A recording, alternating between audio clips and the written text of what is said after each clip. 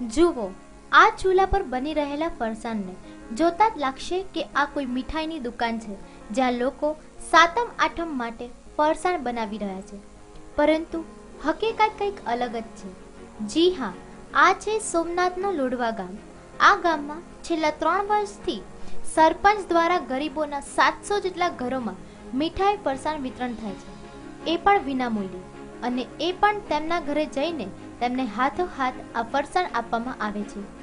આ ફરસાણ બનાવવામાં 3 થી 4 લાખનો ખર્ચ કરી ઊંચી ગુણવત્તાવાળી વસ્તુઓ વાપરી ગરીબો માટે આ તમામ વસ્તુઓ બનાવવામાં આવે છે.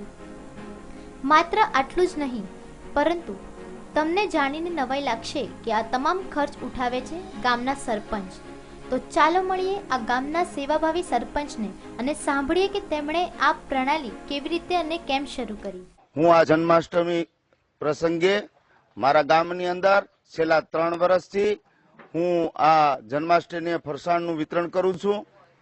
અને ગામના જે ગરીબ વર્ગ છે, 600 થી 700 ઘર છે ગરીબ જેવા, એને હું વિનામૂલ્ય ફરસાણ આપું છું. અને મારા તપસી બાપુ ગુરુ મહારાજના આશીર્વાદથી આ મને પ્રેરણા મળી કે આપણું બાળક વ્યવસ્થિત મીઠાઈ ખાતું હોય, ગરીબ માણસોના છોકરાઓ જન્માષ્ટમી ન ઉજવી શકતા હોય, આ ગુરુ મહારાજની પ્રેરણાથી મેં આ ગામની અંદર છેલ્લા 3 વર્ષથી આ પ્રયોગ કર્યો છે.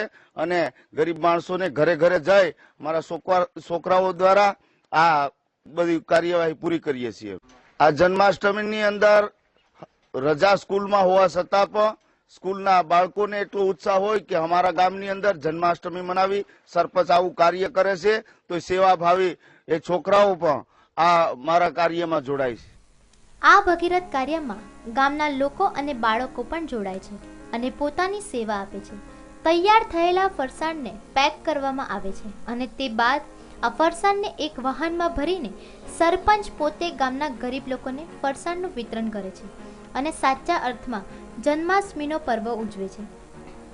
સરપંચની આ કામગીરીથી ગામના ગરીબ લોકો પણ ખુશ છે અને એવી પ્રાર્થના કરે છે કે ભારતના દરેક ગામડાઓમાં આવો એક સરપંચ હોય છે, પોતાના ગામના લોકોની આ રીતે જ સેવા કરે અને પોતાની જવાબદારી સમજે. ગામ લોઢવા આજ હું તમને કહું કે અમારા ગામના સરપંચ શ્રી છે, હું સાતમ આઠમનું વિતરણ કરે છે. 3 કિલો ફરસાણ અને 1 કિલો મીઠાઈ વિના મૂલ્ય સહાય કરે છે. પછી આવી મોંઘવારીની અંદર જો ગરીબ માણસનું ધ્યાન રાખે આવા સરપંચ તો મેં ક્યાંય જોયા નથી. અને ખરેખર આ ગામના સરપંચને આમાં ધ્યાન રાખો તો આ ગરીબાઈ આપણી દૂર થઈ જાય.